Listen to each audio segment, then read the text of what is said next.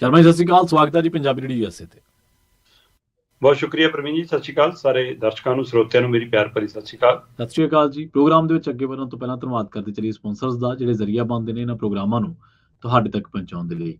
Khalsa insurance agency ਵਾਲੇ, ਜਿਨ੍ਹਾਂ ਤੋਂ ਤੁਸੀਂ ਹਰ ਤਰੀਕੇ ਦੀ ਇੰਸ਼ੋਰੈਂਸ ਲੈ ਸਕਦੇ ਹੋ। ਇੰਸ਼ੋਰੈਂਸ ਬਾਰੇ ਪਤਾ ਕਰਨ ਦੇ ਲਈ ਇਹਨਾਂ ਦਾ ਨੰਬਰ ਹੈ 468-272-2500। ਇਹ 1992 ਤੋਂ ਲਗਾਤਾਰ ਇੰਸ਼ੋਰੈਂਸ ਬਿਜ਼ਨਸ ਦੇ ਵਿੱਚ ਸ਼ਾਨਦਾਰ ਸੇਵਾਵਾਂ ਦੇ ਰਹੇ ਨੇ ਤੇ ਅਮਰੀਕਾ ਭਰ ਦੇ ਵਿੱਚ ਇੰਸ਼ੋਰੈਂਸ ਕਰਦੇ ਨੇ। ਓਬਾਮਾ ਕੇਅਰ, ਮੈਡੀਕੇਅਰ ਜਾਂ ਫਿਰ ਕਵਰਡ ਕੈਲੀਫੋਰਨੀਆ ਬਾਬਤ ਪਾਲਿਸੀ ਕਰਵਾਉਣ ਦੇ ਲਈ, ਸਲਾਹ ਲੈਣ ਦੇ ਲਈ ਅੱਜ ਹੀ ਕਾਲ ਕਰੋ 468-272-2500 ਤੇ। ਟਰਕੀਅਨ ਇਮੀਗ੍ਰੇਸ਼ਨ ਲਾ ਫਰਮ ਵਾਲੇ, ਜੇ ਟਰਕੀਅਨ ਅਟਾਰਨੀ ਟਰਕੀਅਨ ਦੇ ਨਾਲ ਤੁਸੀਂ US ਇਮੀਗ੍ਰੇਸ਼ਨ ਬਾਬਤ ਕੋਈ ਵੀ ਸਲਾਹ ਕਰਨੀ ਹੈ, ਕੋਈ ਵੀ ਸਵਾਲ ਪੁੱਛਣਾ, ਤੇ ਇਹਨਾਂ ਦਾ ਨੰਬਰ ਹੈ 415-909-0503। Gurdeep Singh Birdi Clovis, Mandeep Singh, Sandeep Kaur San Jose, Jind Kaur Anayat Kaur Bakersfield, Mahinder Singh Mahinder Kaur Mattu Yuba City, Amrik Singh Atwal, Jarnail Singh Yuba City, Jarnail Singh Seattle ਤੋਂ। ਇਹਨਾਂ ਸਾਰੇ ਹੀ ਸਪਾਂਸਰਸ ਦਾ ਬਹੁਤ ਬਹੁਤ ਧੰਨਵਾਦ। ਤੇ ਜੇਕਰ ਤੁਸੀਂ ਵੀ ਪੰਜਾਬੀ ਰੇਡੀਓ USA ਦੇ ਇਹਨਾਂ ਪ੍ਰੋਗਰਾਮਾਂ ਨੂੰ ਸਪਾਂਸਰ ਕਰਨਾ ਚਾਹੁੰਦੇ ਹੋ ਤਾਂ ਸਟੂਡੀਓ ਦਾ ਨੰਬਰ ਹੈ 468-272-5200। ਅੱਜ ਦਾ ਇੱਕ ਖਬਰ ਤੇ ਨਜ਼ਰ ਪ੍ਰੋਗਰਾਮ ਸਾਲ 2025 ਦੀ 17 ਜਨਵਰੀ ਦਾ ਪ੍ਰੋਗਰਾਮ ਹੈ ਤੇ ਦਿਨ ਅੱਜ ਸ਼ੁੱਕਰਵਾਰ ਹੈ। ਖਬਰਾਂ ਦੀ ਸ਼ੁਰੂਆਤ ਕਰਾਂਗੇ ਸ਼ਰਮਾ ਜੀ ਆਪਾਂ ਇਸ ਵੇਲੇ ਦੀਆਂ ਅਹਿਮ ਖਬਰਾਂ ਦੇ ਵਿੱਚੋਂ ਇੱਕ ਖਬਰ ਤੋਂ, ਜਿਹੜੀ ਖਬਰ ਉੱਤੇ ਚਰਚਾ ਹੋਣੀ ਚਾਹੀਦੀ ਹੈ ਕਿਉਂਕਿ ਖਬਰ ਬਹੁਤ ਵੱਡੀ ਆ। FIR ਕਿਸੇ ਵੀ ਬੰਦੇ ਤੇ ਜਦੋਂ ਦਰਜ ਹੋ ਜਾਂਦੀ ਹੈ ਤਾਂ ਉਹਨੂੰ ਇਹ ਲਾਲੇ ਪੈ ਜਾਂਦੇ ਵੀ ਇਹਦੇ ਨਾਲ ਹੁਣ ਮੈਂ ਨਿਬੜਾਂ ਕਿਵੇਂ। ਕਈ ਮਾਮਲਿਆਂ ਦੇ ਵਿੱਚ ਚਾਰਜਸ਼ੀਟ ਦਾਇਰ ਨਹੀਂ ਹੁੰਦੀਆਂ, ਲੋਕ ਰੁਲਦੇ ਰਹਿੰਦੇ ਨੇ, ਉਹਨਾਂ ਦੇ ਹੋਰ ਕੰਮਕਾਰ ਵੀ ਨਹੀਂ ਹੋ ਜਾਂਦੇ ਕਿਉਂਕਿ ਇਹ ਬਹੁਤ ਵੱਡਾ ਕਾਨੂੰਨੀ ਝਮੇਲਾ। ਪੰਜਾਬ ਦੇ ਵਿੱਚ 80,000 FIR ਪੈਂਡਿੰਗ ਪਈਆਂ ਨੇ ਜੀ। ਇਹ ਨਾਕਾਮੀ ਹੁਣ ਇਹਨੂੰ ਕਿਸ ਦੀ ਗਿਣੀ? ਬਿਲਕੁਲ ਜੀ, ਪੰਜਾਬ ਹਰਿਆਣਾ ਹਾਈ ਕੋਰਟ ਨੇ ਇਹ ਤੱਥ ਅੰਕੜੇ ਹਾਈ ਕੋਰਟ ਦੇ ਹਵਾਲੇ ਨਾਲ ਜਦੋਂ ਸਾਹਮਣੇ ਆਏ ਤਾਂ ਇਹ ਸਵਾਲ ਪੰਜਾਬ ਪੁਲਿਸ ਨੂੰ ਹੈ, ਪੰਜਾਬ ਪੁਲਿਸ ਦੇ ਮੁਖੀਆਂ ਨੂੰ ਹੈ, ਪੰਜਾਬ ਪੁਲਿਸ ਦੇ ਮੁਖੀ ਦੇ ਨਾਤੇ ਸਰਕਾਰੀ ਤੌਰ ਤੇ ਗ੍ਰਹਿ ਵਿਭਾਗ ਨੂੰ ਹੈ ਤੇ ਗ੍ਰਹਿ ਵਿਭਾਗ ਦੇ ਮੁਖੀ ਪੰਜਾਬ ਦੇ ਮੁੱਖ ਮੰਤਰੀ ਨੇ। ਇਸ ਲਈ ਉਹਨਾਂ ਨੂੰ ਪੰਜਾਬ ਪੁਲਿਸ ਦੇ ਰਿਕਾਰਡ ਦੇ ਵਿੱਚ ਜੇ 80,000 FIR ਪੈਂਡਿੰਗ ਪਈਆਂ ਨੇ, ਇਹਦਾ ਮਤਲਬ ਤੁਸੀਂ ਉਹਨਾਂ ਦਾ ਚਲਾਨ ਹੀ ਨਹੀਂ ਪੇਸ਼ ਕਰ ਰਹੇ, ਤੁਸੀਂ ਉਹਦੇ ਤੇ ਅੱਗੇ ਨਹੀਂ ਵਧ ਰਹੇ। ਸਰਕਾਰੀ ਇਹ ਨਿਯਮ ਇਹ ਕਹਿੰਦਾ ਕਿ ਜਿਹੜੀ FIR ਕੱਟੀ ਗਈ 90 ਦਿਨਾਂ ਦੇ ਅੰਦਰ ਅੰਦਰ ਉਹਨਾਂ ਦਾ ਚਲਾਨ ਪੇਸ਼ ਕਰਨਾ ਹੁੰਦਾ। ਹਾਂਜੀ ਹਾਂਜੀ ਬਿਲਕੁਲ। ਪਹਿਲੀ ਗੱਲ ਤਾਂ ਪ੍ਰਵੀਨ ਜੀ ਇਹ ਹੈ ਕਿ ਥਾਣੇ ਕਚਹਿਰੀ ਆਮ ਬੰਦੇ ਦੀ ਸੁਣਵਾਈ ਨਹੀਂ ਹੁੰਦੀ। ਜੇ ਬੰਦੇ ਨੇ ਇਨਸਾਫ ਵੀ ਲੈਣਾ ਹੈ ਤੇ ਜੇ ਬੰਦਾ ਮਤਲਬ ਸ਼ਿਕਾਇਤ ਕਰਤਾ ਹੈ ਤਾਂ ਵੀ ਉਹ ਥਾਣੇ ਅੰਦਰ ਬਣਨ ਲੱਗੇ ਡਰਦਾ ਹੈ ਜੀ, ਹੈ ਨਾ। ਮਤਲਬ ਮੁਜਰਮ ਤਾਂ ਡਰੇ ਪਰ ਜਿਹੜਾ ਵਿਚਾਰਾ ਸ਼ਿਕਾਇਤ ਕਰਨ ਜਾ ਰਿਹਾ, ਜਿਹੜੀ ਦਾ ਧੋਖਾ ਹੋ ਗਿਆ, ਧੱਕਾ ਹੋ ਗਿਆ, ਉਹਨੂੰ ਡਰ ਲੱਗਦਾ ਕਿ ਘਰੇ ਤਾਂ ਚੋਰੀ ਹੋ ਗਈ, ਉੱਥੇ ਜਾ ਕੇ ਜਿਹੜੇ ਜੇਬ 'ਚ ਹੈਗੇ ਉਹ ਨਾ ਕਿਤੇ ਕਢਾ ਲੈਣ। ਸੋ ਇਸ ਲਈ ਥਾਣੇ ਜਾ ਕੇ ਰਾਜੀ ਨੀਗਾ। ਫਿਰ ਜੇ ਤੁਸੀਂ FIR ਕਰਾਉਣੀ ਆ ਫਿਰ ਤਾਂ ਤੁਹਾਨੂੰ ਪਿੰਡੋਂ ਲੰਬੜਦਾਰ, ਸਰਪੰਚ, ਪਤਾ ਨਹੀਂ ਕਿਹਨੂੰ ਲਿਜਾਣਾ ਪਊਗਾ। ਤੇ ਅੱਜ ਕੱਲ ਤਾਂ ਜ਼ਿਆਦਾਤਰ ਲੰਬੜਦਾਰ, ਸਰਪੰਚ ਵੀ ਹਿੱਸੇਦਾਰੀ ਪਾ ਕੇ ਬੈਠੇ ਨੇ ਪੁਲਿਸ ਵਾਲਿਆਂ ਨਾਲੇ, ਇਸ ਲਈ ਲੋਕਾਂ ਦੀ ਉਲਟਾ ਛਿੱਲ ਵਾਧੂ ਉਤਰਨ ਲੱਗ ਪਈ। ਜ਼ਿਆਦਾਤਰ ਮਾਮਲਿਆਂ 'ਚ ਪੁਲਿਸ ਕਰਦੀ ਕੀ ਹੈ ਕਿ ਲਿਆਓ ਵੀ ਕੋਈ ਨਾ ਐਪਲੀਕੇਸ਼ਨ ਲਿਖ ਦਿਓ, ਵੀ ਬੁਲਾਓ ਦੂਜੀ ਧਿਰ ਨੂੰ, ਕਰਾਓ ਵੀ ਸਮਝੌਤਾ, ਚਾਹੇ ਨਾਲੇ ਤਾਂ ਬੰਦੇ ਨੇ ਛਿੱਤਰ ਖਾਧੇ ਹੁੰਦੇ ਨਾਲ ਸਮਝੌਤਾ ਕਰਾ ਦਿੰਦੇ ਨੇ ਉਹਦਾ। ਇਨਸਾਫ ਤਾਂ ਇੱਥੇ ਨਿਬੜ ਗਿਆ। ਚਲੋ ਫਿਰ ਜਦੋਂ FIR ਕੱਟ ਵੀ ਹੋ ਜਾਵੇ ਤਾਂ ਉਹ ਕਿਹੜੇ ਮਾਮਲਿਆਂ 'ਚ ਕੱਟ ਹੁੰਦੀ ਹੈ? ਪੰਜਾਬ ਦੇ 12,000 ਤੋਂ ਵੱਧ ਪਿੰਡ ਨੇ ਤੇ 12,000 ਪਿੰਡਾਂ ਦੇ ਵਿੱਚ ਮੈਂ ਦਾਅਵੇ ਨਾਲ ਕਹਿਣਾ ਕਿ ਲੱਖ ਤੋਂ ਵੱਧ ਲੋਕ ਅਜਿਹੇ ਹੋਣੇ। ਹਰ ਪਿੰਡ 'ਚ 4-5 ਬੰਦੇ ਅਜਿਹੇ ਜ਼ਰੂਰ ਹੋਣੇ ਜਿਹੜੇ ਪਿੱਟ ਰਹੇ ਹੋਣੇ ਕਿ ਜੀ ਆਹ ਸਰਕਾਰ ਨੇ ਮੇਰੇ ਤੇ ਜੀ ਝੂਠੇ ਪਰਚੇ ਕਰਾਤੇ ਜੀ। ਜੇ ਅਕਾਲੀਆਂ ਦੀ ਸਰਕਾਰ ਹੈ ਤਾਂ ਕਾਂਗਰਸੀ ਆਪ BJP ਵਾਲੇ ਰੋਈ ਜਾਣਗੇ, ਹੈ ਨਾ। ਜੇ ਅਕਾਲੀਆਂ ਦੀ ਸਰਕਾਰ ਹੈ ਤਾਂ ਦੂਏ, ਜੇ ਕਾਂਗਰਸੀਆਂ ਦੀ ਸਰਕਾਰ ਹੈ ਤਾਂ ਦੂਏ, ਜੇ ਹੁਣ ਆਪ ਵਾਲੀ ਆ ਤਾਂ ਸਾਰੇ ਕਾਂਗਰਸੀ, ਅਕਾਲੀ, ਭਾਜਪਾ ਹੀ ਰੋਈ ਜਾਂਦੇ ਨੇ ਕਿ ਸਾਡੇ ਤੇ ਝੂਠੇ ਪਰਚਿਆਂ ਵਾਲਾ ਕੰਮ ਰੁਕਿਆ ਨੀਗਾ। ਹਰ ਪਿੰਡ 'ਚ, ਹਰ ਮੁਹੱਲੇ 'ਚ ਤੁਹਾਨੂੰ ਝੂਠੇ ਪਰਚਿਆਂ ਨੂੰ ਆਹ ਵਰਤਾਰਾ ਵੀ ਹੈ। ਫਿਰ ਇੱਕੋ ਤਰ੍ਹਾਂ ਦੀ ਸਟੋਰੀ ਕਿ ਨਾਕੇ ਤੇ ਖੜੇ ਸੀ, ਬੰਦਾ ਸਾਈਕਲ ਤੇ ਆ ਰਿਹਾ ਸੀ, ਰੋਕ ਲਿਆ ਜੀ, ਉਹਦੇ ਝੋਲੇ 'ਚੋਂ ਮਿਲ ਗਿਆ। ਮਤਲਬ ਜਿਹੜੇ ਵਿਚਾਰੇ ਖਾਣ ਪੀਣ ਦੇ ਆਦੀ ਨੇ ਉਹ ਸਮਗਲਰਾਂ ਵਾਲੇ ਪਰਚਿਆਂ ਦੇ ਕਰਕੇ ਅੰਦਰ ਬੈਠੇ ਨੇ। 10 ਚੋਰੀਆਂ ਹੋ ਗਈਆਂ, 20 ਮਾਮਲੇ ਹੋ ਗਏ, ਸਾਰੇ ਮਾਮਲੇ ਇੱਕੋ ਗਰੁੱਪ ਫੜ ਲਿਆ ਜੀ, ਨਿਬੜ ਗਏ ਜੀ ਮਾਮਲੇ। ਇਸ ਤਰ੍ਹਾਂ ਦੇ ਵੀ ਪਹਿਲੂ ਨੇ। ਫਿਰ ਜਿਹੜਿਆਂ ਦੀ FIR ਕੱਟ ਹੋ ਗਈ, ਜਦੋਂ ਤੱਕ ਉਹ ਚਲਾਣ ਵਾਲੀ ਪ੍ਰਕਿਰਿਆ 'ਚ ਨਹੀਂ ਜਾਂਦਾ, ਕੁਛ ਨਹੀਂ ਜਾਂਦਾ, ਤਦ ਤੱਕ ਬੰਦੇ ਦਾ ਮਾਮਲਾ ਨਹੀਂ ਨਿਬੜਦਾ। ਕਈਆਂ ਨੇ ਬਾਹਰ ਜਾਣਾ, ਕਈਆਂ ਨੇ ਆਉਣਾ, ਕਈਆਂ ਦੇ ਕੋਈ ਕਾਰੋਬਾਰ ਨੇ, ਉਹਨਾਂ ਦੇ ਰਿਕਾਰਡ 'ਚ ਆਨਲਾਈਨ ਅੱਜ ਕੱਲ੍ਹ ਬੋਲਦਾ ਕਿ ਜੀ ਤੁਹਾਡੇ ਦਾ ਪਰਚਾ ਹੋਇਆ। ਹੁਣ ਆਨਲਾਈਨ ਸਿਸਟਮ ਹੈ। ਅੱਗੇ ਤਾਂ ਥਾਣੇ ਵਾਲਿਆਂ ਨੇ ਪਰਚਾ ਕੱਟਦਾ, ਥਾਣੇ 'ਚ ਰੱਦ ਵੀ ਹੋ ਜਾਂਦਾ ਸੀਗਾ, ਹੁਣ ਰੱਦ ਨਹੀਂ ਹੁੰਦਾ, ਹੁਣ ਜਾ ਕੇ ਵੀ ਅਦਾਲਤੀ ਪ੍ਰਕਿਰਿਆ 'ਚ। ਸੋ ਇਹ ਸਾਰਾ ਪਹਿਲੂ ਆਪਾਂ ਉਸ ਪੁਲਿਸ ਦੀ ਗੱਲ ਕਰ ਰਹੇ ਹਾਂ ਜਿਹੜੀ ਪੁਲਿਸ ਨੇ ਆਪਣੀਆਂ ਫੀਤੀਆਂ ਲਵਾਉਣ ਦੇ ਲਈ ਪੰਜਾਬ ਦੀ ਜਵਾਨੀ ਨਾਲ ਪਤਾ ਨਹੀਂ ਕੀ ਖੇਡ ਖੇਲਿਆ, ਕਿਹੜੀ ਧਿਰ ਨਾਲ ਕਿਹੜਾ ਖੇਡ ਖੇਲਿਆ, ਕਿਹਦੇ ਰੂਪ ਚ ਖੇਡਿਆ, ਕਿਸੇ ਨੂੰ ਨਹੀਂ ਪਤਾ ਜੀ। ਸੋ ਉਸ ਪੁਲਿਸ ਦੇ ਹਵਾਲੇ ਨਾਲ ਇਹ FIR ਵਾਲਾ ਤਾਂ ਕੋਈ ਮਾਮਲਾ ਹੀ ਨਹੀਂ ਗਾ, ਮਤਲਬ ਉਹਦੇ ਸਾਹਮਣੇ ਤਾਂ ਐਡਾ ਬੜਾ ਇਹ ਇਹਨਾਂ ਨੂੰ ਤਾਂ ਰੂਟੀਨ ਵਰਤਾ ਰਿਹਾ। ਇੱਕ ਪਹਿਲੂ ਇਹ ਹੈ ਇਹਦਾ। ਦੂਸਰਾ ਪਹਿਲੂ, ਪੰਜਾਬ ਪੁਲਿਸ ਦੀ ਗਿਣਤੀ ਦੇਸ਼ ਦੀ ਸਾਰੀ ਪੁਲਿਸ ਨਾਲੋਂ ਵੱਧ ਹੈ ਨਫਰੀ ਦੇ ਮਾਮਲੇ 'ਚ। ਜਨਸੰਖਿਆ ਦੇ ਮੁਕਾਬਲੇ ਔਸਤਨ ਸਾਡੇ ਕੋਲ ਪੁਲਿਸ ਵੱਧ ਹੈ ਜੀ, ਤੇ ਪਰ ਤਾਂ ਵੀ ਪੰਜਾਬ ਸਰਕਾਰ ਕਹਿੰਦੀ ਹੈ ਕਿ ਅਸੀਂ ਹਰ ਸਾਲ ਭਰਤੀ ਕਰਾਂਗੇ। ਚੰਗਾ ਹੋਵੇ ਭਰਤੀਆਂ ਹੋਰ ਵਿਭਾਗਾਂ 'ਚ ਹੁੰਦੀਆਂ, ਜੇ ਪੁਲਿਸ ਵਧਾਉਣੀ ਪੈ ਰਹੀ ਹੈ ਤਾਂ ਮਤਲਬ ਤੁਹਾਤੋਂ ਕੰਟਰੋਲ ਨਹੀਂ ਹੋ ਰਿਹਾ ਸਿਸਟਮ ਜੀ। ਬਿਲਕੁਲ, ਇਹ ਪਹਿਲੂ ਵੀ ਇਹਦਾ ਇੱਕ ਧਿਰ।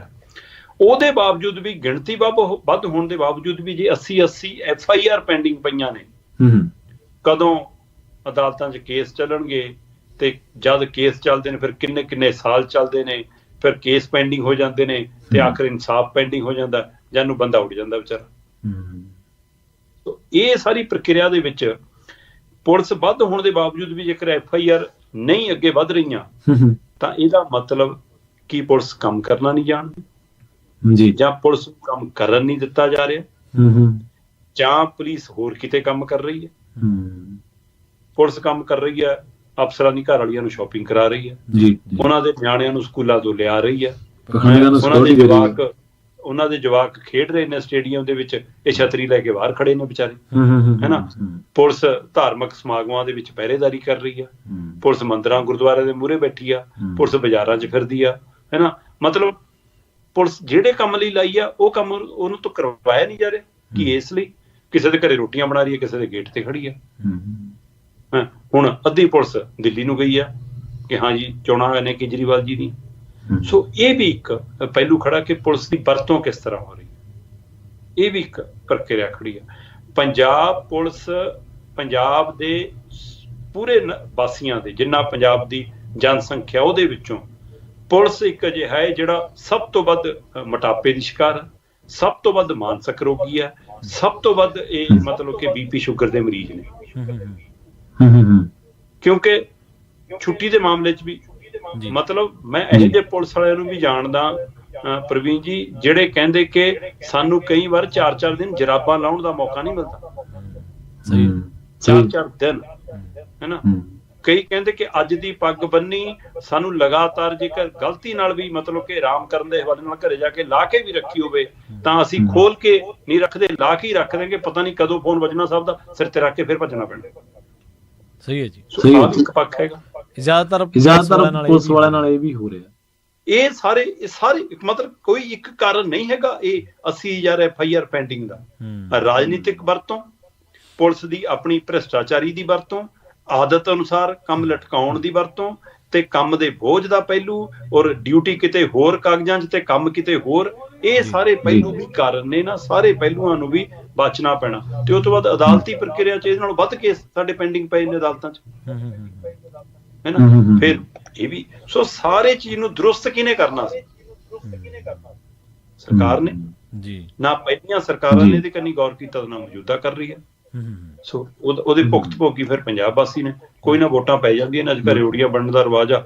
ਹੁਣ ਮੈਂ ਦਿੱਲੀ 'ਚ ਦੇਖ ਰਿਹਾ ਸੀਗਾ, ਪਹਿਲਾਂ ਕੇਜਰੀਵਾਲ, ਫਿਰ ਕਾਂਗਰਸ, ਤੇ ਹੁਣ ਜਿਹੜੀ ਭਾਜਪਾ ਇਹਨਾਂ ਨੂੰ ਰੇਵੜੀਆਂ ਕਹਿੰਦੀ ਉਹ ਆਪ ਉਹਨਾਂ ਨੂੰ ਵੱਧ ਬਣ ਰਹੀ ਹੈ। ਇਸ ਪ੍ਰਕਾਰ ਵੋਟਾਂ ਪੈਂਦੀਆਂ, ਫਿਰ ਸਿਸਟਮ ਦਰੁਸਤ ਕਰਨ ਵੱਲ ਕਿਸੇ ਦਾ ਧਿਆਨ ਹੀ ਨਹੀਂ।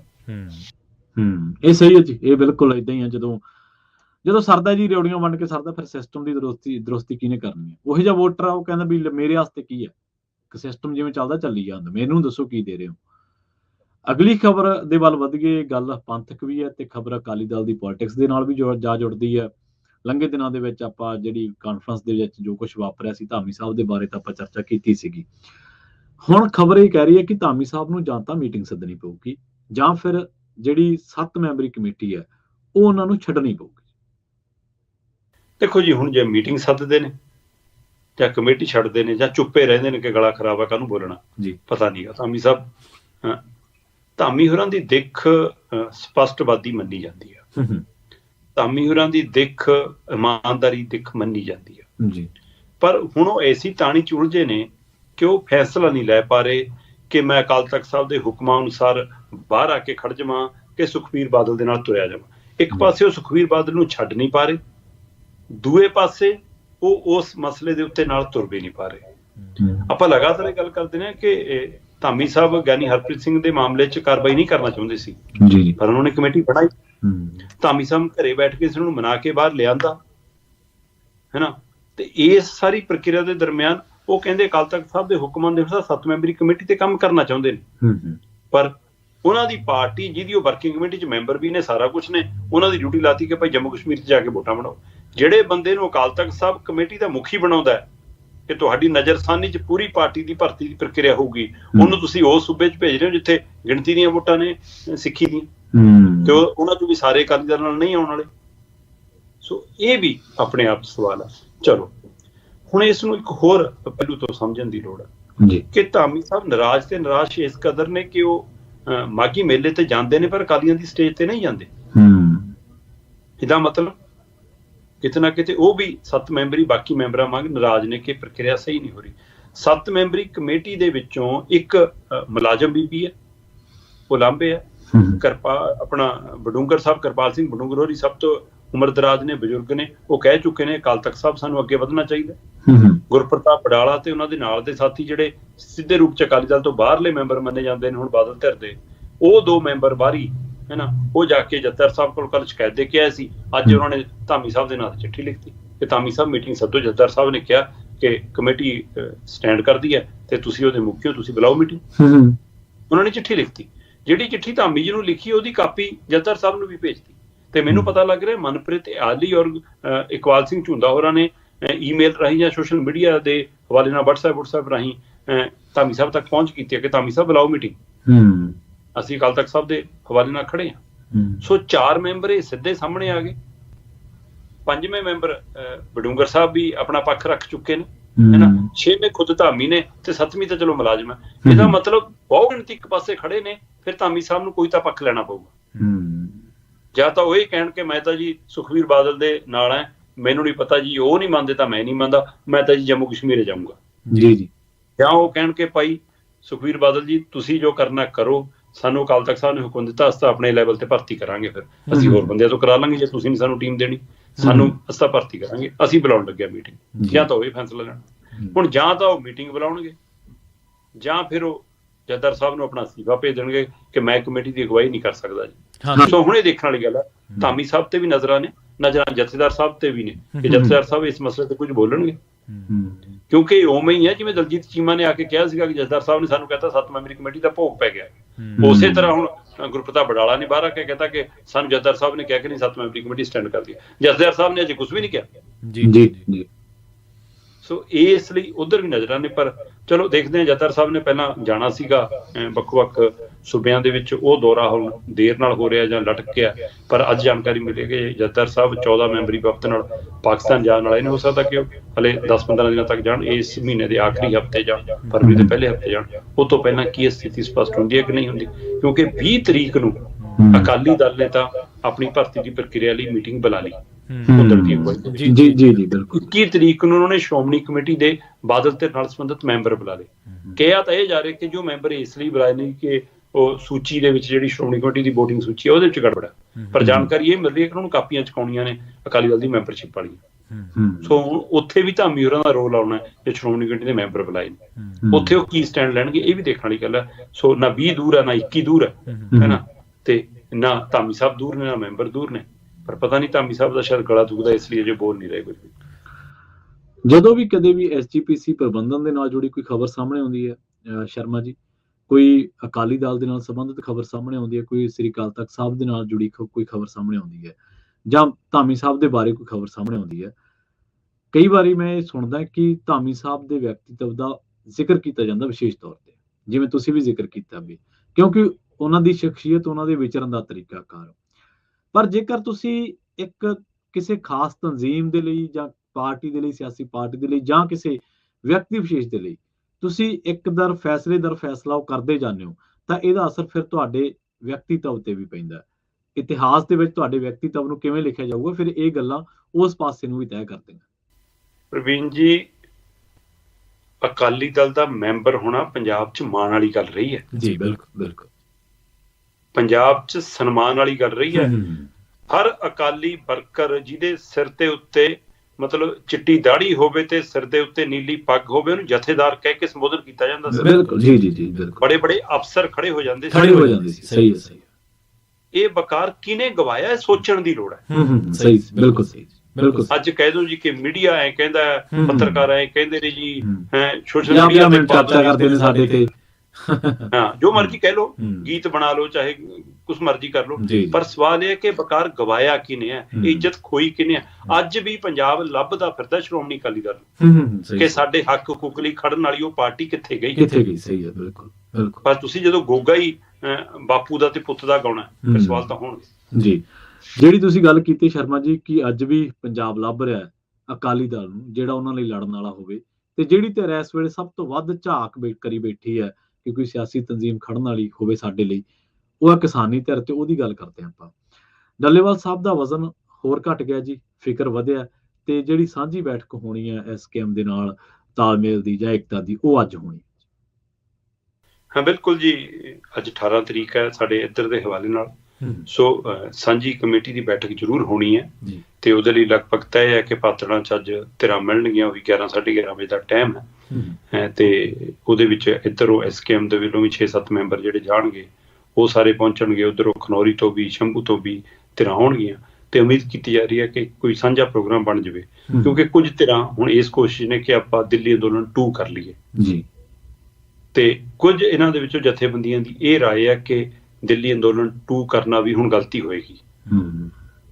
ਉਹ ਕਹਿੰਦੇ ਕਿ ਹੁਣ ਤੁਰੰਤ ਅਜਿਹਾ ਕੋਈ ਮਸਲਾ ਨਹੀਂ ਹੈ, ਅਜਿਹਾ ਕੋਈ ਕਾਨੂੰਨ ਨਹੀਂ ਆਇਆ ਜਿਹਦੇ ਨਾਲ ਸਾਡੀ ਜ਼ਮੀਨਾਂ ਖੁੱਸਣ ਵਾਲੀ, ਉਹ ਭਾਵਨਾ ਨਹੀਂ ਹੈ। ਉਸ ਸਮੇਂ ਭਾਵਨਾ ਇਹ ਸੀ ਕਿ ਸਾਡੀ ਜ਼ਮੀਨ ਚੱਲੀ ਹੈ ਜੀ।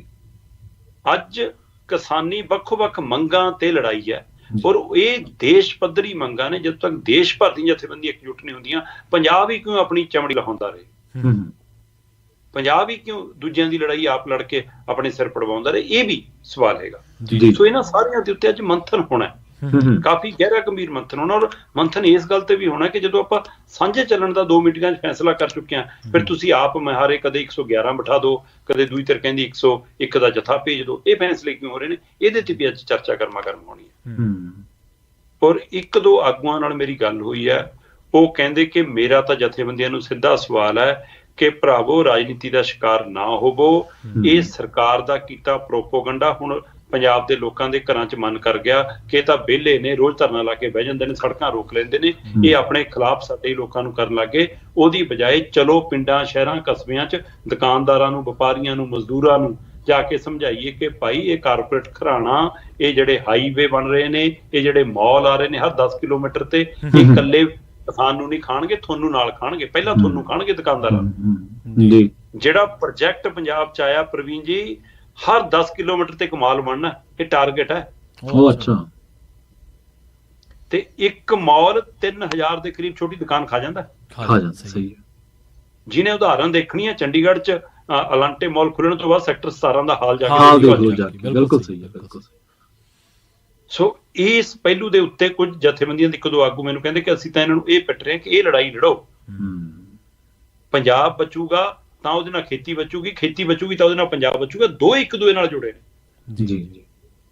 ਤੇ ਚਲੋ ਉਮੀਦ ਕਰਦੇ ਹਾਂ ਕਿ ਅੱਜ ਵਾਲੀ ਬੈਠਕ ਵਿੱਚ ਕੁਝ ਹੋਵੇ।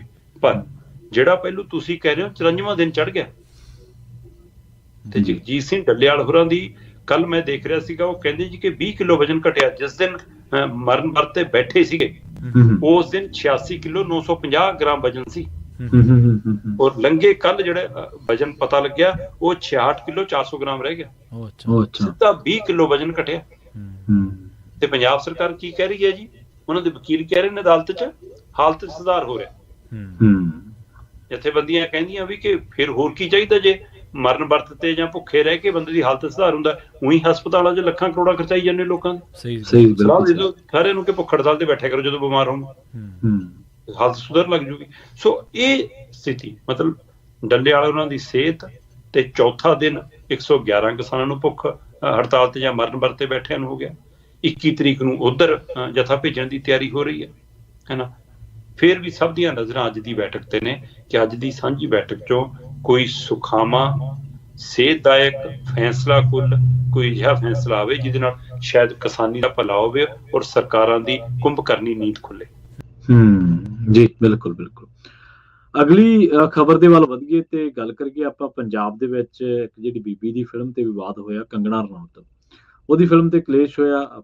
ਪਹਿਲੇ ਦਿਨ ਉਹ ਜਿਹੜੀ ਫਿਲਮ ਰਿਲੀਜ਼ ਹੋਈ ਹੈ ਦੇਸ਼ ਭਰ ਦੇ ਵਿੱਚ ਉਹਨੇ ਕੀ ਕੀਤਾ ਇਹ ਸਾਰਿਆਂ ਨੂੰ ਪਤਾ ਹੀ ਹੈ, ਇਹਦੇ ਬਾਰੇ ਬੜੀ ਚਰਚਾ ਕਰਨ ਦੀ ਲੋੜ ਨਹੀਂ। ਪਰ ਜਿਹੜਾ ਸਾਰਾ ਕੁਝ ਵਾਪਰ ਰਿਹਾ ਸ਼ਰਮਾ ਜੀ, ਇਹਦੇ ਲਈ ਜ਼ਿੰਮੇਵਾਰ ਕੌਣ ਹੈ? ਮਤਲਬ ਇੱਕ ਧਿਰਾ ਉਹਨੂੰ ਤੁਸੀਂ ਖਲਨਾਇਕ ਬਣਾ ਕੇ ਪੇਸ਼ ਕਰ ਰਹੇ ਹੋ, ਉਹਦੀ ਤੁਸੀਂ ਕਿਰਦਾਰ ਕੁਸ਼ੀ ਦੀ ਗੱਲ ਕਰਦੇ ਹੋ, ਫਿਲਮਾਂ ਦੇ ਵਿੱਚ ਸੀਨ ਆਉਂਦੇ ਨੇ, ਕੱਟ ਹੋ ਜਾਂਦੀਆਂ ਨੇ, ਸੀਨ ਕੱਟੇ ਜਾਂਦੇ ਨੇ, ਫਿਰ ਵਿਵਾਦ ਹੁੰਦਾ ਹੈ। ਕੋਈ ਪਬਲਿਸਿਟੀ ਸਟੰਟ ਹੈ ਇਹ ਸਾਰਾ ਕੁਝ ਜਾਂ ਇਹ ਕੀ ਹੈ? ਜ਼ਿੰਮੇਵਾਰ ਕੌਣ ਹੈ ਇਹਦੇ ਪਿੱਛੇ? ਦੇਖੋ, ਪਹਿਲੀ ਗੱਲ ਤਾਂ ਇਹ ਹੈ ਕਿ ਕੰਗਣਾ ਦੇ ਜਿਹੇ ਜਿਹੇ ਬੋਲ ਨੇ ਉਹੇ ਜਿਹੇ ਚ ਪੰਜਾਬ ਚ ਤਾਂ ਉਹ ਕਦੇ ਪ੍ਰਵਾਨ ਨਹੀਂ ਹੁਣ ਚੜ੍ਹਨ ਵਾਲੀ, ਔਰ ਉਹ ਕਲਾਕਾਰ ਨਹੀਂ ਹੈ। ਆਪਾਂ ਕੱਲ ਵੀ ਸ਼ਾਇਦ ਗੱਲ ਕਰ ਰਹੇ ਸੀ ਕਿਉਂਕਿ ਏਜੰਡਾ ਬੇਸਡ ਫਿਲਮ ਕਰ ਰਹੀ ਹੈ, ਉਹ ਇੱਕ ਪਾਰਟੀ ਦੀ ਨੁਮਾਇੰਦਗੀ ਕਰਦੀ ਹੈ ਤੇ ਇਸ ਲਈ ਉਹਦੇ ਪਿੱਛੇ ਉਹਨਾਂ ਦੀ ਪ੍ਰਫੁੱਲਤਾ ਵਾਲੀ ਵੀ ਇੱਕ ਕੰਮ ਹੈ ਕਿ ਉਸ ਪਾਰਟੀ ਨੂੰ ਚਮਕਾਉਣਾ ਦਿਖਾਉਣਾ ਵੀ ਹੈ। ਜੇਕਰ ਐਮਰਜੈਂਸੀ ਫਿਲਮ ਹੈ ਤਾਂ ਐਮਰਜੈਂਸੀ ਤਾਂ ਸਾਰਿਆਂ ਨੂੰ ਪਤਾ ਕਿ ਇੰਦਰਾ ਨੇ ਜਦੋਂ ਐਮਰਜੈਂਸੀ ਲਾਈ ਸੀ ਉਹਦੇ ਨਾਲ ਪੰਜਾਬ ਦੇ ਖੜਕੂਵਾਦ ਦਾ ਤਾਂ ਕੋਈ ਸੰਬੰਧ ਹੀ ਨਹੀਂ ਹੈਗਾ, ਹੈ ਨਾ। ਤੇ ਉਸ ਐਮਰਜੈਂਸੀ 'ਚ ਤਾਂ ਪੰਜਾਬ ਲੜਿਆ ਸੀਗਾ ਐਮਰਜੈਂਸੀ ਦੇ ਖਿਲਾਫ, ਹੈ ਨਾ। ਤੇ ਉਹ ਦ੍ਰਿਸ਼ ਦਿਖਾਉਣੇ ਸੀਗੇ, ਨਾ ਕਿ ਤੁਸੀਂ ਉਸ ਦੌਰ ਨੂੰ ਉਹਦੇ ਨਾਲ ਕਿਵੇਂ ਜੋੜ ਕੇ ਦਿਖਾਇਆ, ਇਹ ਵੀ ਸਵਾਲ ਆ। ਫਿਰ 50,000 ਬੰਦਾ ਅਕਾਲੀ ਦਲ ਦਾ ਤੱਥਾਂ ਨੂੰ ਤਰੋੜ ਮਰੋੜ ਕੇ ਤੁਸੀਂ ਫਿਲਮ ਦੇ ਵਿੱਚ ਦਿਖਾਇਆ, ਚਾਹੇ ਉਹ ਸੰਤ ਜਰਨੈਲ ਸਿੰਘ ਭਿੰਡਰਾਂ ਵਾਲਿਆਂ ਦੇ ਦ੍ਰਿਸ਼ ਦਿਖਾਏ ਨੇ, ਹੈ ਨਾ, ਚਾਹੇ ਤੁਸੀਂ ਮਤਲਬ ਕਿ ਉਹ ਇੰਦਰਾ ਦੇ ਕਤਲ ਵਾਲਾ ਦ੍ਰਿਸ਼ ਦਿਖਾਇਆ, ਉਹ ਸਾਰਿਆਂ ਦੇ ਹਵਾਲੇ ਨਾਲ ਤੁਸੀਂ ਸਮੇਂ ਹੱਦ ਨੂੰ ਕਿੱਥੇ ਜੋੜ ਰਹੇ ਹੋ, ਕੀ ਜੋੜ ਰਹੇ ਹੋ, ਕੀ ਪ੍ਰਗਟਾਉਣਾ ਚਾਹੁੰਦੇ ਹੋ। ਇਸੇ ਗੱਲ ਤੇ ਇਤਰਾਜ਼ ਸੀਗਾ ਕਿ ਤੁਸੀਂ ਉਹ ਸੀ ਤਾਂ ਦਿਖਾਈ ਨਹੀਂ ਰਹੇ ਜੋ ਵਧੀਕੀ ਹੋਈ ਹੈ, ਤੁਸੀਂ ਦੂਸਰਾ ਪੱਖ ਦਿਖਾ ਰਹੇ ਹੋ ਤੇ ਉਹਨੂੰ ਵੀ ਜਦੋਂ ਤੋੜ ਮੋੜ ਕੇ ਦਿਖਾਓਗੇ ਤਾਂ ਸ਼ੰਕੇ ਸ਼ੋਭੇ ਹੋਰ ਵੱਧਦੇ ਨੇ। ਇਸੇ ਲਈ ਇਸ ਫਿਲਮ ਤੇ ਇਤਰਾਜ਼ ਸੀਗਾ ਕਿ ਫਿਲਮ ਰੋਕੀ ਜਾਵੇ। ਸੈਂਸਰ ਬੋਰਡ ਕਹਿੰਦਾ ਕਿ 3 ਦ੍ਰਿਸ਼ ਸੀਗੇ, ਅਸੀਂ ਉਹ 3 ਦ੍ਰਿਸ਼ ਕੱਟਤੇ, 10 ਫਿਲਮ 'ਚ ਬਦਲਾਅ ਕਰਤੇ, ਹੁਣ ਕੋਈ ਮਸਲਾ ਹੀ ਨਹੀਂਗਾ। ਮੈਂ ਕਹਿੰਦਾ ਜਿਹੜੀ ਧਿਰ ਨੇ ਸ਼ਿਕਾਇਤ ਕੀਤੀ ਉਸ ਧਿਰ ਨੂੰ ਦਿਖਾ ਲੈਂਦੇ ਫਿਲਮ। ਅੱਜ ਮੇਰੀ ਕੁਝ ਸੀਨੀਅਰ ਪੱਤਰਕਾਰ ਨਾਲ ਗੱਲ ਹੋ ਰਹੀ ਸੀ, ਉਹ ਕਹਿੰਦੇ ਵੀ ਜੇ ਸੈਂਸਰ ਨੇ ਕੜੀ ਘੋਲਤੀ ਤਾਂ ਪੰਜਾਬ ਸਰਕਾਰ ਦੀ ਜ਼ਿੰਮੇਵਾਰੀ ਨਹੀਂ ਬਣਦੀ ਸੀ ਕਿ ਭਾਈ ਪੰਜਾਬ ਦੀਆਂ ਜਿਹੜੀਆਂ PVR ਜਾਂ ਹੋਰ ਜਿਹੜੇ ਸਿਨੇਮੇ ਹੈਗੇ ਨੇ ਇੱਥੇ ਚੱਲਦੇ ਨੇ, ਉਹਨਾਂ ਨੇ ਜਿੰਨੀਆਂ ਸਕਰੀਨਾਂ ਤੇ ਫਿਲਮ ਦਿਖਾਉਣੀ ਹੈ ਉਹਨਾਂ ਨੂੰ ਕਹਿ ਦਿਓ ਕਿ ਭਾਈ ਪੰਜਾਬ 'ਚ ਨਹੀਂ ਚੱਲੂਗੀ ਇਹ ਫਿਲਮ, ਨਾ ਖਰੀਦੋ, ਆਪਣਾ ਪੈਸਾ ਨਾ ਬਰਬਾਦ ਕਰੋ। ਪਹਿਲਾਂ ਹੀ ਰੋਕ ਦਿੰਦੇ ਉਹਨਾਂ ਨੂੰ। ਸ਼੍ਰੋਮਣੀ ਕਮੇਟੀ ਨੇ ਜਦੋਂ ਚਿੱਠੀ ਪਹਿਲਾਂ ਨਵੰਬਰ 'ਚ ਵੀ ਲਿਖੀ ਸੀ, ਤੁਸੀਂ ਰਿਲੀਜ਼ ਤੋਂ ਪਹਿਲਾਂ ਕਹਿੰਦੇ ਕਿ ਪੰਜਾਬ 'ਚ ਤਾਂ ਚੱਲੂਗੀ, ਪਹਿਲਾਂ ਅਸੀਂ ਦਿਖਾਉਂਦੇ ਸ਼੍ਰੋਮਣੀ ਕਮੇਟੀ ਨੂੰ, ਪੰਜਾਬ ਸਰਕਾਰ ਬੁਲਾ ਕੇ ਦਿਖਾ ਲੈਂਦੀ, ਸਕਰੀਨਿੰਗ ਦਾ ਪ੍ਰਬੰਧ ਉਹ ਕਰ ਲੈਂਦੀ, ਉਹ ਇਹਨਾਂ ਦੇ ਇਤਰਾਜ਼ ਦੂਰ ਕਰ ਲੈਂਦੀ। ਇਹ ਸਾਰੇ ਮਸਲਿਆਂ ਦੇ ਉੱਤੇ ਸਰਕਾਰ ਕਿੱਥੇ ਹੈ? ਸਹੀ ਸਵਾਲ ਇਹ ਹੈ ਕਿ ਅੱਜ ਜਿਹੋ ਜਿਹੀ ਟਕਰਾਲੀ ਸਥਿਤੀ ਪੰਜਾਬ 'ਚ ਬਣੀ, ਜਿਵੇਂ ਸਿੱਖ ਸੰਗਠਨ ਪਹੁੰਚੇ ਫਿਲਮ ਬੰਦ ਕਰਾਉਣ ਲਈ, ਉਹ ਤਾਂ ਚਲੋ ਮਤਲਬ ਸਿਨੇਮੇ ਵਾਲਿਆਂ ਨੇ ਸਿਆਣਪ ਵਰਤੀ ਕਿ ਉਹਨਾਂ ਨੇ ਨਹੀਂ ਚਲਾਈ ਜਾਂ ਬੰਦ ਕਰਤੀ ਜਾਂ ਨਹੀਂ ਉਹਨੂੰ ਚੱਲਣ ਦਿੱਤਾ, ਅਦਰਵਾਈਜ਼ ਉੱਥੇ ਟਕਰਾਅ ਹੋ ਜਾਂਦਾ, ਭੰਨ ਤੋੜ ਹੋ ਜਾਂਦੀ, ਕੌਣ ਜ਼ਿੰਮੇਵਾਰ ਸੀ? ਪੁਲਿਸ ਲਾਉਣੀ ਪਈ, ਤੁਹਾਨੂੰ ਸਾਰਾ ਕੁਛ ਲਾਉਣਾ ਪਿਆ, ਤੇ ਮੁੱਖ ਮੰਤਰੀ ਸਾਹਿਬ ਤੀਰ ਕਮਾਨ ਚਲਾਉਂਦੇ ਫਿਰਦੇ ਨੇ ਕੇਜਰੀਵਾਲ ਲਈ ਦਿੱਲੀ 'ਚ, ਉਹਨਾਂ ਨੂੰ ਤਾਂ ਫਿਕਰ ਹੀ ਨਹੀਂ ਕੋਈ। ਜਾਂ ਤਾਂ ਤੁਸੀਂ ਕਹਿੰਦੇ ਕਿ ਭਾਈ ਆਹ ਗਲਤ ਰੋਕਣ ਆ ਗਏ, ਫਿਲਮ ਤਾਂ ਪਾਸ ਹੋਈ ਵੀ ਹੈ ਤਾਂ ਚੱਲੂਗੀ, ਚਲਵਾ ਦਿੰਦੇ ਫਿਰ। ਜਾਂ ਤੁਸੀਂ ਕਹਿੰਦੇ ਕਿ ਭਾਈ ਚੱਲੂਗੀ ਉਹ ਨਹੀਂ, ਮੈਂ ਖੜਾ ਪੰਜਾਬ ਦੇ ਭਾਈਚਾਰੇ ਨਾਲ, ਇਹ ਪੰਜਾਬ ਨੂੰ ਗਲਤ ਦਿਖਾਉਂਦੀ ਹੈ ਫਿਲਮ, ਇਹਦੀ ਲੋੜ ਨਹੀਂ ਸਾਨੂੰ ਇੱਥੇ ਪੰਜਾਬ 'ਚ। ਹਾਂਜੀ ਬਿਲਕੁਲ ਇਹੀ ਕਹਿ ਦਿੰਦੇ। ਜਾਂ ਪੰਜਾਬ ਦੇ ਵਿੱਚ ਇਹੋ ਜਿਹਾ ਮਾਹੌਲ ਹੈ, ਤੁਸੀਂ ਇੱਥੇ ਮੌਕੇ ਤੇ ਗ੍ਰਹਿ ਮੰਤਰੀ ਹੋ, ਤੁਸੀਂ ਇੱਥੇ ਹੁੰਦੇ ਅੱਜ ਦੇ ਦਿਨ 'ਚ, ਤੁਹਾਨੂੰ ਤਾਂ ਮਤਲਬ ਨਹੀਂ, ਚਾਹੇ ਕਿਸਾਨ 54 ਦਿਨ ਤੋਂ ਮਰਨ ਵਰਤੇ ਬੈਠੇ ਹੋਣ, ਚਾਹੇ ਵਿਦਿਆਰਥੀ ਬੈਠੇ ਹੋਣ, ਹੈ ਨਾ, ਚਾਹੇ ਇੱਥੇ ਲੁੱਟਾਂ ਖੋਹਾਂ ਹੁੰਦੀਆਂ ਹੋਣ, ਚਾਹੇ ਗ੍ਰਨੇਡ ਹਮਲੇ ਹੁੰਦੇ ਹੋਣ, ਚਾਹੇ ਇੱਥੇ ਫਿਲਮਾਂ ਤੇ ਵਿਵਾਦ ਹੁੰਦੇ ਹੋਣ, ਤੁਹਾਨੂੰ ਮਤਲਬ ਕਿ ਤੁਸੀਂ ਤਾਂ ਆਪਣੀ ਕੁਰਸੀ ਬਚਾਉਣੀ ਆ ਤੇ ਉਹਦੇ ਲਈ ਤੁਸੀਂ ਕੇਜਰੀਵਾਲ ਦੀ ਕੁਰਸੀ ਨੂੰ ਮੋਢਾ ਦੇਣਗੇ। ਬਿਲਕੁਲ ਸਹੀ ਹੈ ਜੀ, ਬਿਲਕੁਲ। ਜਾਂਦਿਆਂ ਦੀ ਗੱਲ ਕਰੀਏ ਪੰਜਾਬ ਦੇ ਵਿੱਚ ਸ਼ਰਮਾ ਜੀ, ਪਸ਼ੂ ਪਾਲਣ ਕਿਸੇ ਸਮੇਂ ਕਿਸਾਨੀ ਦਾ ਸਹਾਇਕ ਧੰਦਾ ਵੀ ਹੁੰਦਾ ਸੀ ਤੇ ਅਟੁੱਟ ਅੰਗ ਹੁੰਦਾ ਸੀਗਾ, ਪਰ ਸਮਾਂ ਬੀਤਦਾ ਗਿਆ, ਕੁਝ ਚੀਜ਼ਾਂ ਆਈਆਂ, ਕੁਝ ਮਹਿੰਗਾਈ, ਕੁਝ ਵੀ ਹੋਇਆ, ਪੰਜਾਬ ਦੀ ਕਿਸਾਨੀ ਦਾ ਇੱਕ ਵੱਡਾ ਹਿੱਸਾ ਪਸ਼ੂ ਪਾਲਣ ਤੋਂ ਲਾਂਭੇ ਹੁੰਦਾ ਪ੍ਰਤੀਤ ਹੁੰਦਾ। ਘਰਾਂ ਦੇ ਵਿੱਚ ਅੱਜ ਕੱਲ੍ਹ ਉਨੀਆਂ ਮੱਝਾਂ ਗਾਵਾਂ ਲਵੇਰੀਆਂ ਨਹੀਂ ਰਹੀਆਂ ਜਿੰਨੀਆਂ ਕਿਤੇ ਤੋਂ 15-20 ਸਾਲ ਪਹਿਲਾਂ ਹੁੰਦੀਆਂ ਸੀ। ਘੋੜਾ ਮੰਡੀ ਲੱਗਦੀ ਹੈ ਪੰਜਾਬ ਦੇ ਵਿੱਚ ਮਾਘੀ ਮੇਲੇ ਤੇ ਵਿਸ਼ੇਸ਼, ਔਰ ਬੜੀ ਖਿੱਚ ਦਾ ਕੇਂਦਰ ਹੁੰਦੀ ਹੈ। ਪੰਜਾਬ ਸਮੇਤ ਪੂਰੇ ਉੱਤਰੀ ਭਾਰਤ ਦੇ ਘੋੜਾ ਜਿਹੜੇ ਪਾਲਕ ਨੇ ਉਹ ਆਉਂਦੇ ਨੇ ਇੱਥੇ। ਇੱਥੋਂ ਦੀ ਜਿਹੜੀ 100 ਕਰੋੜ ਦੀ ਘੋੜਾ ਮੰਡੀ ਹੈ, 100 ਕਰੋੜ ਦਾ ਕਾਰੋਬਾਰ ਕਹਿ ਲਓ ਜਾਂ ਕਿਵੇਂ ਵੀ ਕਹਿ ਲਓ, ਉੱਥੇ ਗੱਲਬਾਤ ਆ। 21 ਕਰੋੜ ਦਾ ਘੋੜਾ ਡੇਵਿਡ ਨਾਂ ਸੁਣੀਦਾ ਉਹਦਾ, ਖਾਸੀ ਚਰਚਾ ਦੇ ਵਿੱਚ। ਪ੍ਰਵੀਨ ਜੀ, ਪਹਿਲੀ ਗੱਲ ਤਾਂ ਇਹ ਹੈ ਕਿ ਮਾਲਵੇ ਖੇਤਰ ਦੇ ਵਿੱਚ ਅਜੇ ਵੀ ਇਹ ਸ਼ੌਂਕ ਹੈਗਾ ਘੋੜੀਆਂ ਪਾਲਣ, ਖਾਸਾ ਹੈਗਾ। ਮਤਲਬ ਖਾਸ ਕਰਕੇ ਰੱਜਦੇ ਪੁੱਜਦੇ ਘਰਾਂ ਨੂੰ, ਮਤਲਬ ਕਿ ਸ਼ੌਂਕ ਤਾਂ ਚਾਹੇ ਤੁਹਾਡੇ ਮੇਰੇ ਵਰਗੇ ਦਾ ਵੀ ਹੋਵੇ, ਪਰ ਅਸੀਂ ਪਾਲਣ ਦੀ ਔਕਾਤ ਨਹੀਂ ਰੱਖਦੇ, ਇਸ ਲਈ ਅਸੀਂ ਨਹੀਂ ਪਾਲ ਸਕਦੇ, ਹੈ ਨਾ। ਆਪਾਂ ਤਾਂ ਮਤਲਬ ਕਿ ਮਾਲ 'ਚ ਜਾ ਕੇ ਫੋਟੋ ਖਿਚਾ ਕੇ ਮੁੜ ਸਕਦੇ ਹਾਂ, ਬ੍ਰਾਂਡਡ ਕੱਪੜੇ ਥੋੜਾ ਖਰੀਦ ਸਕਦੇ ਹਾਂ ਭਾਈ। ਹਾਂਜੀ ਹਾਂਜੀ, ਇਹ ਉਵੇਂ ਹੀ ਹੈ ਕਿ ਉੱਥੇ ਚਲੋ ਠੀਕ ਹੈ, ਜਿਹੜਾ ਮੇਰੇ ਵਰਗਾ ਸ਼ੌਂਕ ਰੱਖਦਾ ਫਿਰ ਉਹ ਜਾ ਕੇ ਮਾਘੀ ਮੇਲੇ ਤੇ ਦੇਖ ਜ਼ਰੂਰ ਆਉਂਦਾ, ਕੁੜੀਆਂ ਰੇਟ ਰੂਟ ਪੁੱਛ ਕੇ ਮੁੜਿਆ ਆਉਂਦਾ, ਫੋਟੋਆਂ ਖਿਚਾ ਕੇ ਮੁੜਿਆ ਆਉਂਦਾ। ਅੱਜ ਕੱਲ੍ਹ ਤੇ ਰੀਲ ਰੂਲ ਬਣ ਜਾਂਦੀ ਹੈ ਅਗਲੇ ਦੀ, ਪਰ ਜਿਨ੍ਹਾਂ ਨੇ ਖਰੀਦਣਾ ਉਹ ਸੱਤ ਸਮੁੰਦਰੋਂ ਪਾਰ ਵੀ ਆ ਕੇ ਖਰੀਦ ਰਹੇ ਨੇ, ਉਹ ਦੇਸ਼ਾਂ ਵਿਦੇਸ਼ਾਂ ਤੋਂ, ਹੋਰਨਾਂ ਸੂਬਿਆਂ ਤੋਂ ਆ ਕੇ ਵੀ ਖਰੀਦਦੇ ਨੇ। ਹਾਂਜੀ, ਪਰ ਇਹ ਪਿਛਲੇ 10 ਕੁ ਸਾਲਾਂ ਦੇ ਵਿੱਚ ਮਾਘੀ ਮੇਲੇ ਤੇ ਲੱਗਣ ਵਾਲੀ ਇਹ ਘੋੜਾ ਮੰਡੀ ਨੇ ਅੰਤਰਰਾਸ਼ਟਰੀ ਪੱਧਰ ਤੇ ਆਪਣੀ ਪਹਿਚਾਣ ਬਣਾਈ ਹੈ। ਠੀਕ ਹੈ, ਵਾਹ। ਔਰ ਇਹਦਾ ਵੱਡਾ ਨਾਮ ਨਾ ਹੁਣ, ਮਤਲਬ ਤੁਸੀਂ ਇਹ ਦੇਖੋ, ਉਹ ਦੱਸ ਰਹੇ ਸੀ ਕਿ ਤਾਮਿਲਨਾਡੂ, ਗੁਜਰਾਤ, ਕਰਨਾਟਕਾ, ਮੱਧ ਪ੍ਰਦੇਸ਼, ਹਰਿਆਣਾ, ਯੂਪੀ, ਰਾਜਸਥਾਨ, ਪੂਨੇ, ਮੁੰਬਈ, ਇੱਥੋਂ ਤੱਕ ਦੇ ਵਪਾਰੀ ਆਏ ਨੇ ਇਸ ਵਾਰ ਘੋੜਿਆਂ ਲਈ। ਇਹ ਤੋਂ ਬਿਨਾਂ ਹੋਰ ਵੀ ਹੋਣਗੇ ਜਿਹੜੇ, ਮਤਲਬ ਕਿ ਇਹਨਾਂ ਦੀ ਜਾਣਕਾਰੀ ਤਾਂ ਉੱਥੇ ਔਨ ਰਿਕਾਰਡ ਹੈ। ਜੀ ਜੀ, ਅੱਛਾ। ਔਰ ਮੈਂ ਦੇਖ ਰਿਹਾ ਸੀਗਾ ਕਿ ਇਸ 3370 ਘੋੜੇ ਆਏ ਨੇ ਇਸ ਘੋੜਾ ਮੰਡੀ ਦੇ ਵਿੱਚ। ਇੰਨੇ ਤਾਂ ਅੱਜ ਕੱਲ ਜਿਹੜੀ ਆਪਣੀ ਪਸ਼ੂ ਮੰਡੀ ਲੱਗਦੀ ਹੈ ਉੱਥੇ ਪਸ਼ੂ ਨਹੀਂ ਆਉਂਦੇ ਨੇ, ਨਹੀਂ ਆਉਂਦੇ ਨੇ। ਸੋ ਇਸ ਲਈ 3370 ਘੋੜਿਆਂ ਦਾ ਉੱਥੇ ਆਉਣਾ, ਤੇ ਉਹਨਾਂ ਦੇ ਵਿੱਚ ਇੱਕ ਡੇਵਿਡ ਨਾਂ ਦਾ ਘੋੜਾ ਹੈ ਜਿਹਦਾ ਦਾਅਵਾ ਕੀਤਾ ਜਾ ਰਿਹਾ ਕਿ ਇਹ ਸਭ ਤੋਂ ਉੱਚਾ ਘੋੜਾ ਹੈ ਭਾਰਤ ਦਾ। ਠੀਕ ਹੈ ਜੀ, ਭਾਰਤ ਦਾ ਸਭ ਤੋਂ ਉੱਚੇ ਘੋੜਿਆਂ ਚੋਂ ਮਤਲਬ ਕਿ ਪ੍ਰਮੁੱਖ ਮੰਨਿਆ ਗਿਆ। ਦਾਅਵਾ ਉਹਦੇ ਮਾਲਕ ਦਾ, ਉਹ ਕਹਿੰਦਾ ਬਾਈ ਜੀ 21 ਕਰੋੜ ਇਹਦਾ ਮੁੱਲ ਹੈ, ਪਰ ਮੈਂ ਉਹਦੇ ਪਰ ਵੀ ਵੇਚ ਨਹੀਂ ਰਿਹਾ ਇਹਨੂੰ। 21 ਕਰੋੜ ਦੀ ਕੀਮਤ ਲੱਗਣ ਤੇ ਵੀ ਮੈਂ ਇਹਨੂੰ ਵੇਚ ਨਹੀਂ ਰਿਹਾ ਜੀ। ਉਹਨੇ ਦਾਅਵਾ ਕੀਤਾ ਪ੍ਰਵੀਨ ਜੀ, ਉਹ ਕਹਿੰਦਾ ਕਿ ਜਿੱਦਣ ਇਹ ਘੋੜਾ ਜੰਮਿਆ ਸੀ ਇਹਦੇ ਜਨਮ ਤੋਂ 1 ਘੰਟੇ ਬਾਅਦ ਇਹਦਾ 1 ਕਰੋੜ ਮੁੱਲ ਲੱਗ ਗਿਆ ਸੀ। ਅੱਛਾ, ਮਤਲਬ ਨਸਲ ਤੇ ਅਸਲ ਚ ਉਹ ਇੱਥੇ ਜਿਹੜਾ ਮਤਲਬ ਕਿ ਕਾਰੋਬਾਰ ਹੁੰਦਾ, ਉਹ ਕਹਿੰਦੇ ਜ਼ਿਆਦਾਤਰ ਮਤਲਬ ਕਿ ਨੁਕਰਾ ਔਰ ਮਾਰਵਾੜੀ ਘੋੜਿਆਂ ਦੀ ਨਸਲ ਦਾ ਖਾਸਾ ਕਾਰੋਬਾਰ ਹੁੰਦਾ। ਜਿਹੜੀ ਨੁਕਰਾ ਨਸਲ ਹੈ ਉਹ ਫਿਲਮਾਂ ਦੇ ਵਿੱਚ ਜਿਹੜੀ ਦੇਖਣ ਨੂੰ ਮਿਲਦੀ ਆ, ਜਾਂ ਉਹ ਕਹਿੰਦੇ ਕਿ ਜੈਪੁਰ, ਦਿੱਲੀ, ਮੁੰਬਈ, ਇਹ ਜਥਾਵਾਂ ਤੇ ਵਿਆਹਾਂ ਸ਼ਾਦੀਆਂ ਲਈ ਜਿਹੜੇ ਉਹਨਾਂ ਕੰਮਾਂ ਲਈ ਇਹ ਨਸਲ ਖਾਸੀ ਵਰਤੀ ਜਾਂਦੀ ਆ। ਸੌ ਬਿਰਤੀ ਦੀ ਆ, ਢੋਲ ਢਮੱਕੇ ਤੇ ਵੀ ਪਰਵਾਹ ਨਹੀਂ ਕਰਦੀ, ਆਪਣਾ ਤੁਰੀ ਰਹਿੰਦੀ ਹੈ ਚੁੱਪ ਕਰਕੇ ਨਾ, ਪੂਰੇ ਨੱਚੀ ਜਾਓ ਚਾਹੇ ਕੁਛ ਕਰੀ ਜਾਓ। ਇਸ ਲਈ ਪਰ ਜਿਹੜੀ ਇਹ ਦੂਸਰੀ ਹੈ ਮਤਲਬ ਮਾਰਵਾੜੀ ਹੈ ਨਾ, ਇਹ ਸ਼ੌਂਕੀ ਆ ਜਿਹੜੇ ਘੋੜੀਆਂ ਪਾਲਦੇ ਨੇ ਘੋੜੇ, ਉਹਨਾਂ ਦੇ ਵਿੱਚ ਫਿਰ ਯੂਪੀ ਪੰਜਾਬ ਵਾਲੇ ਘੋੜਾ ਪਾਲਕ ਨੇ ਜਿਹੜੇ, ਉਹ ਰਾਜਸਥਾਨ ਵਾਲੇ ਜਾਂ ਉਹ ਇਹਨਾਂ ਨੂੰ ਖਾਸਾ ਖਰੀਦਦੇ ਆ। ਇਹ ਉਸ ਨਸਲ ਦੇ ਵਿੱਚੋਂ ਆ। ਮਤਲਬ ਇਹ ਸੰਜੇ ਸਟੰਡ ਫਾਰਮ ਹਾਊਸ ਬਾਦਲ ਹੈ ਜਿਹੜਾ, ਉੱਥੇ ਦਾ ਘੋੜਾ ਬਿਕਰਮਜੀਤ ਸਿੰਘ ਵਿੱਕੀ ਬਰਾੜ ਇਸ ਘੋੜੇ ਦਾ ਮਾਲਕ ਹੈ। ਉਹ ਕਹਿੰਦਾ ਇਹ ਡੈਵਿਡ ਨਾਂ ਦਾ ਘੋੜੇ ਦੀ ਕੀਮਤ 21 ਕਰੋੜ ਰੁਪਏ ਤੱਕ ਲੱਗੀ ਹੈ, ਤੇ ਉਹਨੇ ਦਾਅਵਾ ਕੀਤਾ ਕਿ 38 ਮਹੀਨੇ ਦਾ ਇਹ ਘੋੜਾ ਹੈ ਤੇ 72 ਇੰਚ ਉੱਚਾ ਹੈ ਹੁਣ। ਠੀਕ ਹੈ, ਸਭ ਤੋਂ ਉੱਚਾ ਘੋੜਾ। ਤੇ ਉਹ ਕਹਿੰਦਾ ਕਿ ਇਹਦੇ ਜਨਮ ਤੋਂ 1 ਘੰਟੇ ਬਾਅਦ ਹੀ ਇਹਦੀ ਕੀਮਤ 1 ਕਰੋੜ ਲੱਗ ਗਈ ਸੀ। ਉਹ ਕਹਿੰਦਾ ਕਿ ਉਹਦੇ ਮਾਂ ਪਿਓ ਦੇ ਹਵਾਲੇ ਨਾਲ, ਘੋੜੇ ਦੀ ਨਸਲ ਦੇ ਹਵਾਲੇ ਨਾਲ ਕੀਮਤਾਂ ਹੁੰਦੀਆਂ ਨੇ। ਇਹੀ ਨੀਗਾ, ਉੱਥੇ ਇੱਕ 69 ਇੰਚ ਦਾ ਘੋੜਾ ਆਇਆ 26 ਮਹੀਨੇ ਦਾ, ਮਤਲਬ ਉਹ ਵੀ ਕਰੋੜਾਂ ਚ ਹੈ। ਇੱਕ 66 ਇੰਚ ਦੀ ਘੋੜੀ ਆਈ ਹੈ ਨੂਰੀ ਨਾਂ ਦੀ, 67 ਲੱਖ ਦਾ ਉਹਦਾ ਵੀ ਮੁੱਲ ਹੈ। ਸੋ ਇਸ ਲਈ ਚੰਗਾ ਮਤਲਬ ਖਿੱਚ ਦਾ ਕੇਂਦਰ ਰਿਹਾ ਹੈ। 100 ਕਰੋੜ ਦੀ ਇਹ ਘੋੜਾ ਮੰਡੀ ਚ 3000 ਤੋਂ ਵੱਧ ਘੋੜਿਆਂ ਦਾ ਆਉਣਾ, ਤੇ ਆਪਣੇ ਆਪ ਦੇ ਵਿੱਚ ਮਤਲਬ ਕਿ ਇਹ ਦੇਸ਼ ਭਰ ਦੀ ਜਾਂ ਇੰਟਰਨੈਸ਼ਨਲ ਲੈਵਲ ਤੇ ਵੀ ਕੁਝ ਦੀ ਨਜ਼ਰ ਹੁਣ ਇਸ ਘੋੜੇ ਮੰਡੀ ਤੇ ਹੁੰਦੀ ਹੈ। ਸੋ ਇਸ ਲਈ ਬੜੇ ਘਰਾਣੇ ਬਹੁਤ ਪਾਲਦੇ ਨੇ, ਖੇਤਰਾਂ ਚ ਵੀ ਬਹੁਤ ਨੇ, ਚਾਹੇ ਉਹ ਬਰਾੜਾਂ ਦਾ ਟੱਬਰ ਹੋਵੇ ਚਾਹੇ ਬਾਦਲਾਂ ਦਾ ਟੱਬਰ ਹੋਵੇ, ਕਿੰਨੇ ਹੀ ਸ਼ੌਕੀਨ ਹੈਗੇ ਨੇ। ਹੋਰ ਬਹੁਤ ਪਰਿਵਾਰ ਨੇ ਜਿਹੜੇ ਇਹ ਜਿਹੇ ਸ਼ੌਂਕ ਰੱਖਦੇ ਨੇ। ਸੋ ਇਹ ਚੰਗਾ ਜੀ, ਜੇਕਰ ਇਹਦੇ ਨਾਲ ਵੀ ਕਿੰਨਿਆਂ ਨੂੰ ਕਾਰੋਬਾਰ ਕੰਮ ਕਰ ਵੱਧਦਾ, ਇਹਦੇ ਨਾਲ ਵੀ ਇਹ ਵੀ ਇੱਕ ਆਪਣੇ ਆਪ ਚ ਇੱਕ ਚੰਗਾ ਸ਼ੌਂਕ ਵੀ ਹੈ ਤੇ ਪਹਿਚਾਣ ਵੀ ਹੈ। ਜੇਕਰ ਤੁਹਾਨੂੰ ਮਾਰਕੀਟ ਤੇ ਬਾਜ਼ਾਰ ਦੇ ਬਾਰੇ ਪਤਾ, ਉਹਦੀ ਜਾਣਕਾਰੀ ਹੈ, ਤੁਹਾਨੂੰ ਨਸਲਾਂ ਦੀ ਪਰਖ ਹੈ, ਤਾਂ ਇਹ ਕਿੱਤਾ ਕੋਈ ਵੀ ਨਹੀਂ ਮਾੜਾ। ਕਿਸੇ ਵੀ ਕਿੱਤੇ ਚ ਉਤਰ ਜਾਓ ਤੁਸੀਂ, ਬਸ਼ਰਤੇ ਤੁਹਾਨੂੰ ਉਸ ਬਾਜ਼ਾਰ ਦੇ ਬਾਰੇ ਜਾਣਕਾਰੀ ਹੋਵੇ ਕਿ ਕਦੋਂ ਬਾਜ਼ਾਰ ਠੰਡਾ, ਕਦੋਂ ਗਰਮ ਹੈ, ਕਦੋਂ ਕੀ ਹੈ। ਚਾਹੇ ਉਹ ਸ਼ੇਅਰ ਮਾਰਕੀਟ ਹੈ, ਚਾਹੇ ਘੋੜੇ ਪਾਲਣੇ ਆ, ਸਾਰਾ ਕੁਝ ਹੁੰਦਾ ਅਕਲਾਂ ਦੇ ਨਾਲ ਹੀ। ਸਾਰਾ ਕੁਝ ਜਿਹੜੀਆਂ ਚੀਜ਼ਾਂ ਨੇ ਨਾ ਪ੍ਰਵੀਨ ਜੀ, ਹਾਂਜੀ, ਉੱਥੇ ਤਾਂ ਤੁਸੀਂ ਮਤਲਬ ਸਮਝ ਬੁੱਝ ਕੇ ਵੀ ਚਲਾ ਸਕਦੇ ਹੋ। ਹਾਂਜੀ, ਪਰ ਜਿਹੜੇ ਕਿਸੇ ਜੀਵ ਜੰਤੂ ਨਾਲ ਜੁੜਿਆ ਨਾ, ਉੱਥੇ ਇਕੱਲਾ ਵਪਾਰਕ ਐਂਗਲ ਨਹੀਂ ਹੋ ਸਕਦਾ, ਉੱਥੇ ਤੁਹਾਡਾ ਇਮੋਸ਼ਨ ਵੀ ਹੋਣਾ ਜ਼ਰੂਰੀ ਹੈ। ਤੁਹਾਡਾ ਉਹਨਾਂ ਨਾਲ ਮੁਹੱਬਤ ਪਿਆਰ। ਹਾਂਜੀ, ਪਰ ਜਿਵੇਂ ਤੁਸੀਂ ਕਿਹਾ ਵੀ ਕਾਰੋਬਾਰ ਬਹੁਤ ਵੱਡਾ ਇੱਕ ਇਹ ਵਾਕਈ ਮਤਲਬ ਹੁਣ ਇਹ ਵੇਖ ਲਓ ਵੀ ਕਮਾਂਤਰੀ ਮੰਡੀ ਵਾਂਗੂ ਕਾਰੋਬਾਰ ਲੱਗਣ ਲੱਗ ਪਿਆ ਉੱਥੇ 10 ਦਿਨ ਚੱਲਦਾ ਇਹ ਮੇਲਾ। ਹਾਂਜੀ ਹਾਂਜੀ ਮਤਲਬ ਮਾਘੀ ਮੇਲੇ ਦੇ ਵੱਲ ਨਾਲ 10 ਦਿਨ ਇਹ ਮੰਡੀ ਚੱਲਦੀ ਹੈ ਉੱਥੇ। ਹਾਂਜੀ ਹਾਂਜੀ ਕਈ ਏਕੜਾਂ ਦੇ ਵਿੱਚ ਇਹ ਮੰਡੀ ਹੈ ਜੀ, ਕਾਫੀ ਖੁੱਲੀ ਉੱਥੇ ਰੱਖਿਆ ਹੋਇਆ ਰਾਖਵਾਂ ਥਾਂ ਇਸ ਮੰਡੀ ਦੇ ਲਈ।